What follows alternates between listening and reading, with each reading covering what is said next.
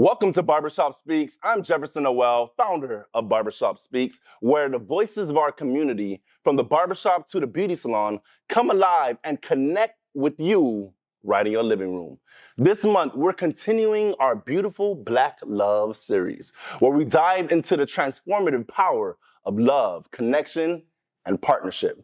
Today, we're talking about something that's foundational to any thriving relationship: emotional safety.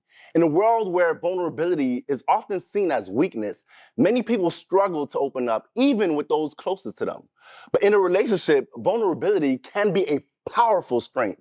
It creates a space where two people can truly see, hear, and support one another. Emotional safety isn't just about bonding as a couple, it's also about growing as individuals. When you feel safe to be your authentic self, you're able to navigate the world with more confidence and resilience, walking to life as a stronger version of yourself. Listen, this is a crucial conversation, and I'm excited to dive in. Let's chop it up.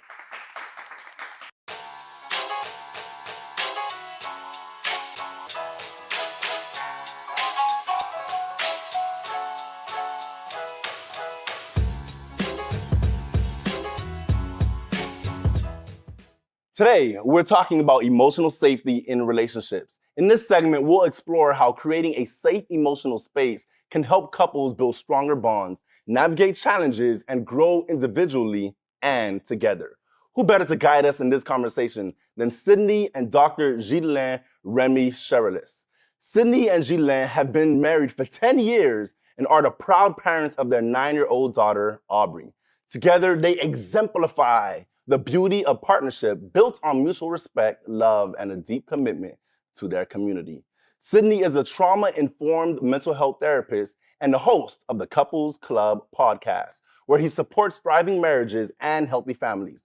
Dr. Ghislaine, a family nurse practitioner, author, and humanitarian, has spent over 20 years serving her community through healthcare, advocacy, and education.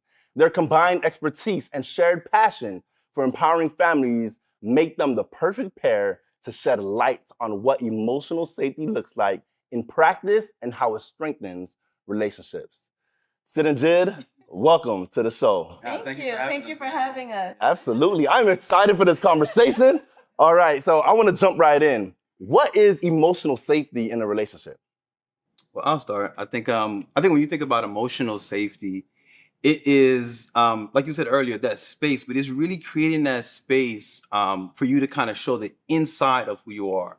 Some people might say that inward man, that inward woman.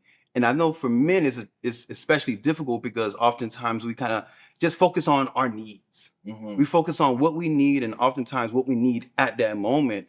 But it's really kind of like peeling back that layer like an onion and really allowing your partner to see that side, but it's that space that creates it, you know? Yes. And I like how you mentioned peeling that layer. Yeah. It brings it back to vulnerability. Earlier, you mentioned vulnerability. And to have that emotional safety, the first thing you need is trust. I have to be able to trust you. I have to be able to understand that what I share with you would not leave our safe space. So for me, the foundation of emotional safety is having that trust. Yeah, and I like that. I love the bars y'all are spitting already. And a few last episode, Ezra spoke about having a honesty hour or honesty time where they just talk to each other and they tell the truth, and you don't have a chance to interrupt. And so I'm curious to know, like, how does it work out in practicality? Because you speak about building trust and all of that. So what are some tangible things someone can do to start to open that door to build that trust? You the first? She like, you the therapist. She like, you the therapist. Well, I think in practice, right? Yeah. Thinking about our relationship, I like to kind of think about how in the beginning, most men are a little bit rigid, right? And honestly, I think it starts out with the trust, but it's forgiveness, you know? And my wife is better than that than me. You know, I grew up in the church, but for some odd reason, one date night, we actually sat together, I remember, and we kind of wrote down some of the pet peeves of each other. And my list, I'm ashamed to admit it, but my list was pretty long. And then when I turned to her list was pretty short. And that humbled me, man. That made me kind of see her in a different light and kind of see like, man, you know what? My focus is off here, you know? And I know I have a lot of things about me that's not perfect, but she forgave me. So that kind of opened me up to be like, man, I need to kind of like really allow her to see a lot of these parts of me because she is forgiving. And I got to grab that from her and do the same thing. Yes. And for me, it would be mutual respect. Earlier, I mentioned trust, but having respect for one another, respecting my boundaries and me respecting his. Yeah. So for me, that's what it is. And you got to speak those boundaries, you know? Yeah, you do. Yeah. So what do you do when trust is broken? Because a lot of times people are scared to be vulnerable because of past experiences when their vulnerability was taken advantage of. So what do you do when a trust is broken between a partner? Oh, I'll let you start, baby. So you see how you mentioned, Ezra mentioned the honesty hour. So for me, Sydney and I, early on in our courtship, we always had a timeout time. So for example, if I wasn't ready for a conversation, it was timed out. However, Sydney is the talker. He wants to get things done right away and when he wants to get it done. But he respected, again, my boundaries. So what we would do, we would schedule when we would revisit the conversation. And that's how we would, navigate through that. I remember that day. It was kind of like, like you said, I'm the talker. I wanted to kind of like just get it done and get it out there.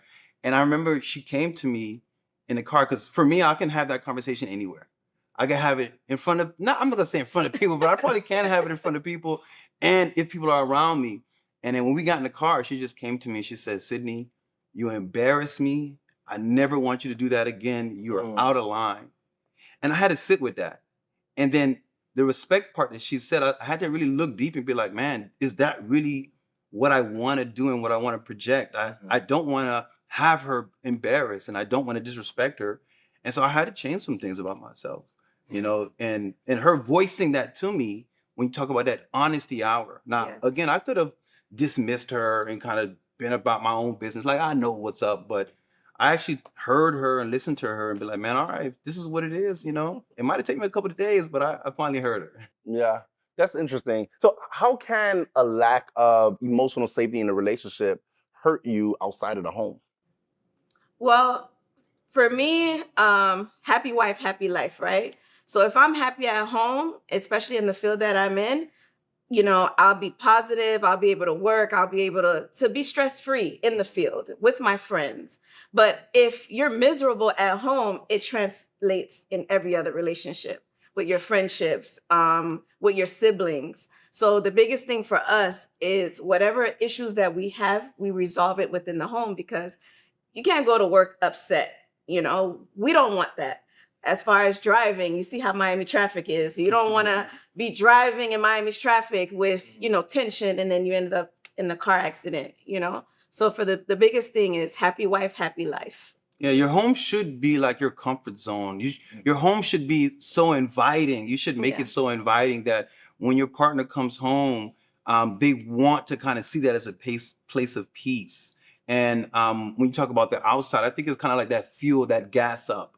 You know, so when you come home, you're coming home to gas up. You're coming home to get refilled because the world takes so much out of you. And so I think as we understood that, we continue to try to like make our home a place of peace and a place of refilling, you know? Yes. And to piggyback on what Sydney said, he used to always tell me, the same energy you give the world, I need you to give me that same energy when you come home. You can't give them 100% and you come home and giving me 10. So, you know, it translates into that also. And I had to learn her and giving her that space oftentimes to refill. Like, it might not always be me that's going to refill her. She might need a nap. I would just ask her, hey, can you just bring it down from 3 to 1 hour? You know, you don't need a 3-hour nap to refill you. I don't need you on full. I just need you on half, you know? But again, it's really just, man, you know, if she needs that time to kind of like release whatever the tension is, I give it to her. But then I just, like she said, I let her know, come on now. I need you, babe. I need you. So if you could airdrop advice to the entire world about, emotional safety and transferring the safety in your home and bring it out to the world, like what advice would you give to someone to be emotional safe? Like what can they do right now in their relationship? I think I would say it's not always about you. Emotional safety, yeah, your emotions matter, but at the end of the day, you're thinking of each other. And oftentimes, you have to be selfless, in a sense where it's like, man, we have a goal together. We know that we have to be in a place emotionally to kind of go after that. So just know that it's not always about you. And oftentimes you gotta consider your partner. Yes. And my takeaway would be trust. If I'm open with my partner, what we say to one another should not leave the room. And the biggest thing for me, I don't want you to use that against me in the future. So the biggest thing is trust. Whatever I share with you, we keep it between one another.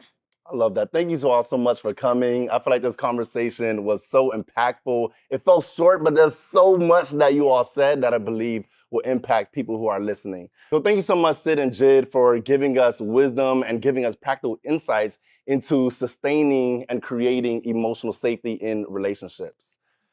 Now, I'm excited to introduce our next guest co-host, Harrison Prophet. Harrison is a dedicated officiant and marriage mentor who, alongside with his wife, has mentored over 300 couples, guiding them in communication, conflict resolution, and building lasting connections. When we return, Harrison will join us to continue this important conversation. Don't go anywhere. We'll be right back.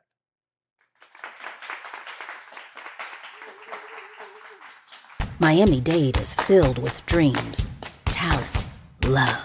At the Children's Trust, we are dedicated to nurturing the potential of every child and family with hundreds of trust-funded programs. Find a program at thechildrenstrust.org. Great seeing you all. We need to do this more often. Will you be paying separately or together? Oh, you can put it together. No, give me a second. Hold up, I got this. I'll get the reward points. Well, I have early pay, so this time it's on me. My AI insights say that I have room in my budget, so I'll pay. Well, I got all that and more with the One Love card from One United Bank. Wait, the One Love card? Yes, with the One Love Visa debit card, I got a full suite of digital services from the nation's largest Black-owned bank. Well, how do I get one? It's easy. Just go to oneunited.com. Okay. Kristen's got the One Love card and the check. When it comes to banking, One United Bank is where I want to be. Who it is that you wanna be? Put your fists in the sky. We can let freedom ring.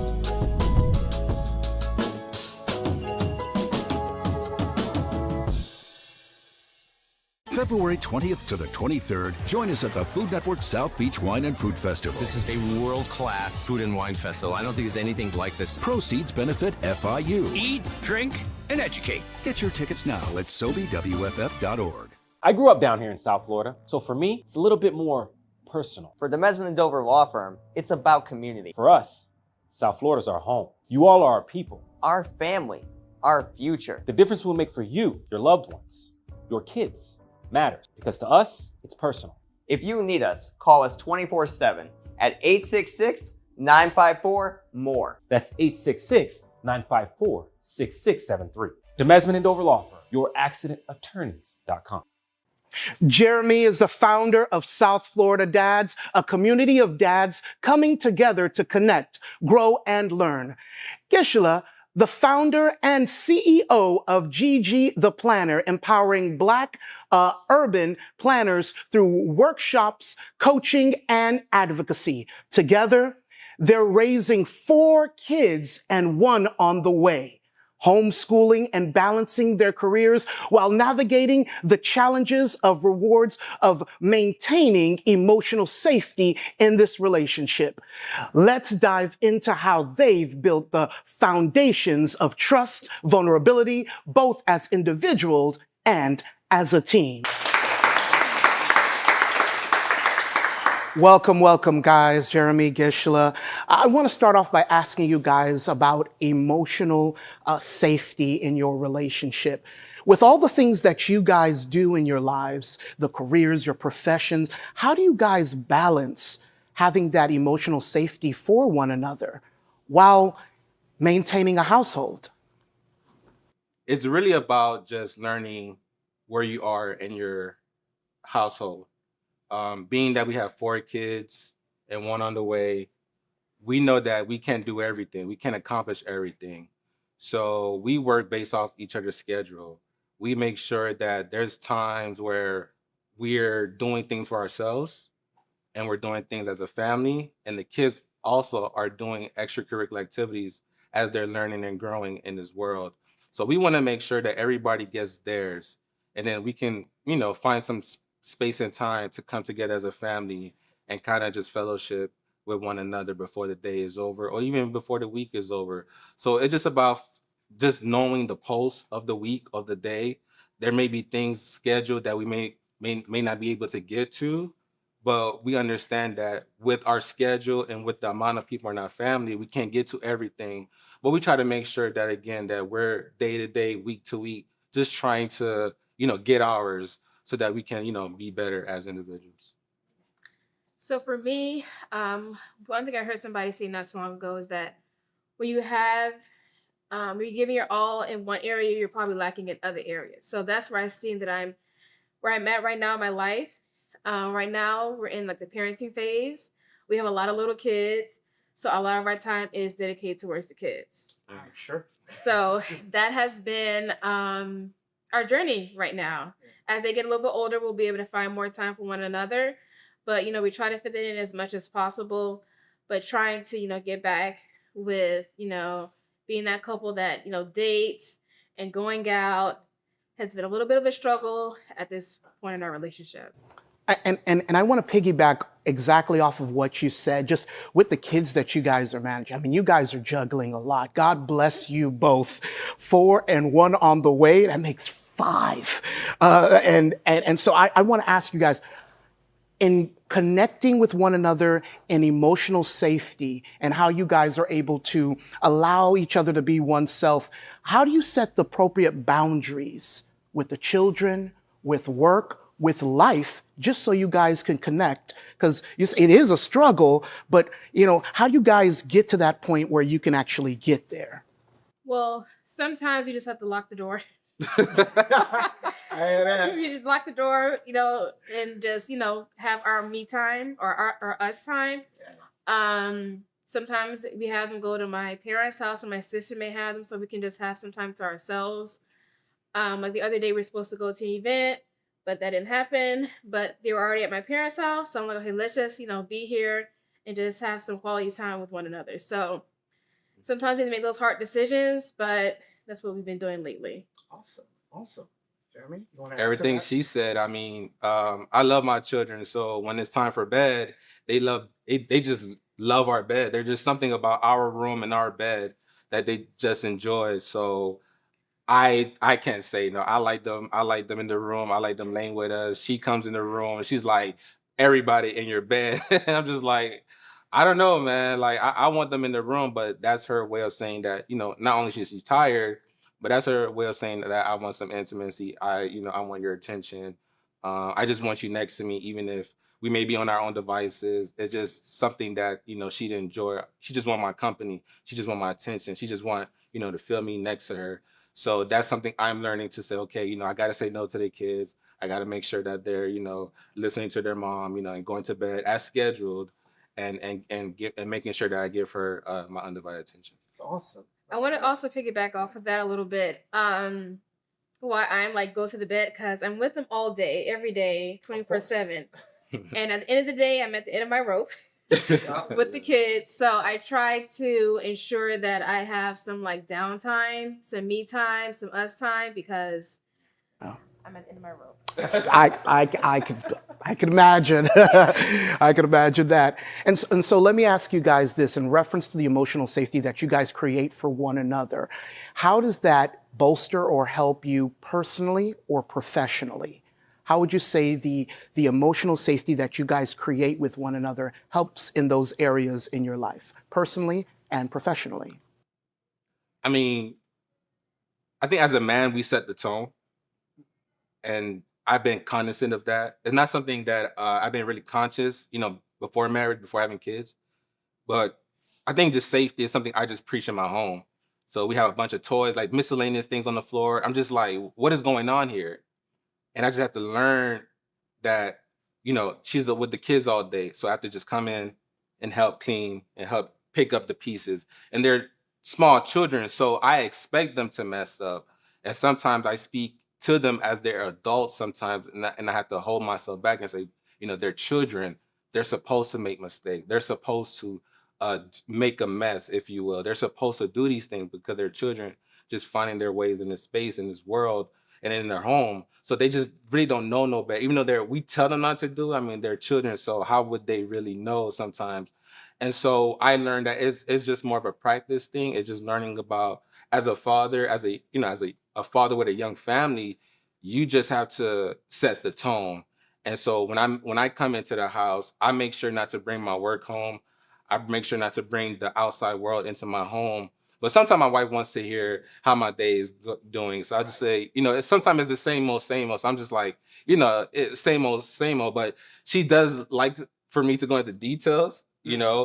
So I do share like my frustrations and some of these things, and she laughs, or I'll share something with her, and she'll either, add, maybe critique what I'm saying, maybe and that's not what I think it is, or maybe confirm what I've been thinking the whole time. So it does just those moments where it's like, okay, I'm creating a space where I'm being vulnerable to my wife, but at the same time, I'm conscious of what do I bring home, so she gives me that space to allow me to say, okay, you know what? I can share this with her without overwhelming her, because like she said, she's at the end of her role. So I just make sure that, I just don't bring the world into our home. But unless she wants to hear something, or unless there's something I want to share with her, or I think that's bothering me, then I'll share it with her. And then, we just kind of just go down the rabbit hole from there. For me, I try to give my husband his free time, his me time. So sometimes when he's home after work, he likes to take a nap.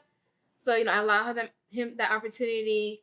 Sometimes I take the kids out for the weekend so he can have his time. And then I take my time too when necessary. Of course, as you should. As you should. I didn't do that as much. Probably the last year and a half, I've been doing that more. Just going out. Sometimes it's with the kids. Sometimes it's by myself. Just to like fill my cup a little bit every once in a while. Yeah, I want to piggyback off of that, because I recently told her that the better she gets, the better we are as a family. And so sometimes, in relationships, we feel like we're competing. And in our marriage, I made sure, I know we weren't, but I just made sure that we weren't rivals. We were teammates. We weren't enemies. We were partners. And I'm just glad that she is taking that step, because my wife just likes to be busy, busy, busy. And I often wonder, when are you going to make that time for you? And it's funny because when she's making that time, I'm like, okay, now you need to scale it back because you're doing too much, right? But I'm really am proud of her of making those strides, because it was really hard for her to sit with herself and just see where she wants to go in life. So I'm really proud of her and taking that step. Awesome. So thank you, Jeremy, Gisela, once again for joining us, for sharing your story and offering such a powerful insights on emotional safety. See, your journey is a reminder that with trust and intentionality, it's possible to thrive both as individuals and as partners.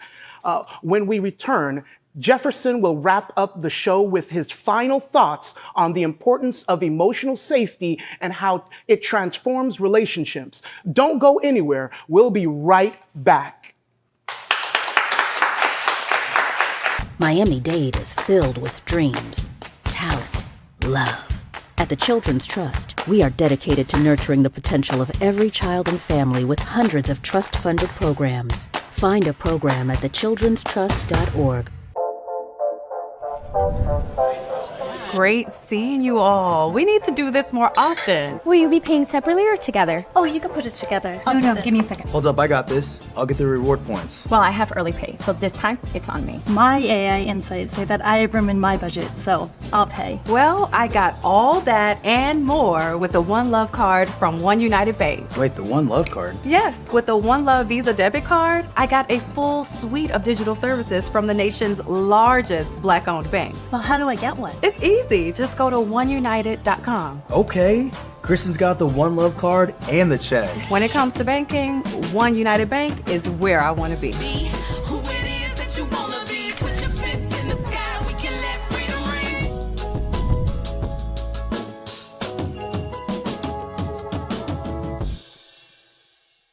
February 20th to the 23rd, join us at the Food Network South Beach Wine and Food Festival. This is a world-class food and wine festival. I don't think there's anything like this. Proceeds benefit FIU. Eat, drink, and educate. Get your tickets now at SoBWFF.org.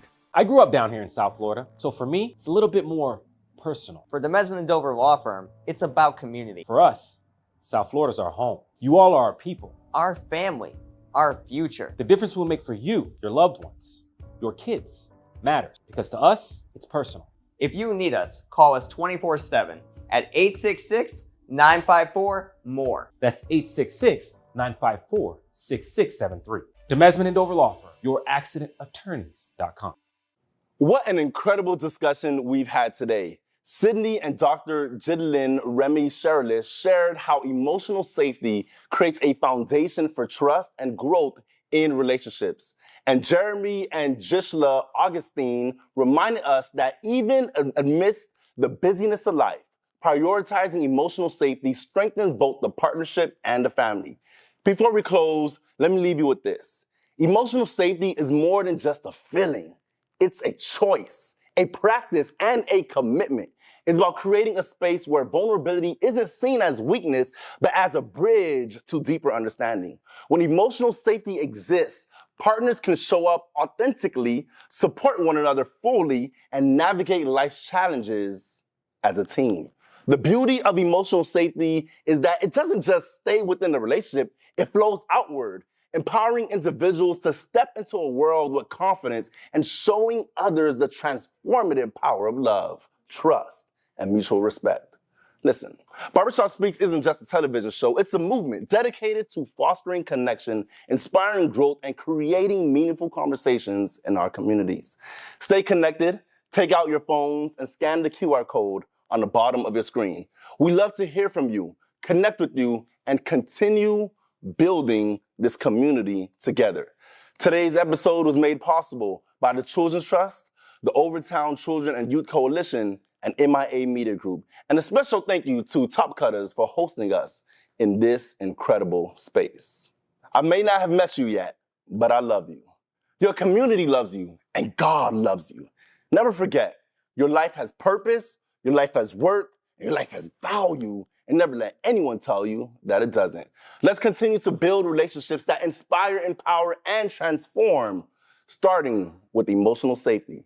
See you next time. Keep building, keep thriving, and let's make every relationship, romantic or otherwise, a reflection of the best in us. I'll see you next time.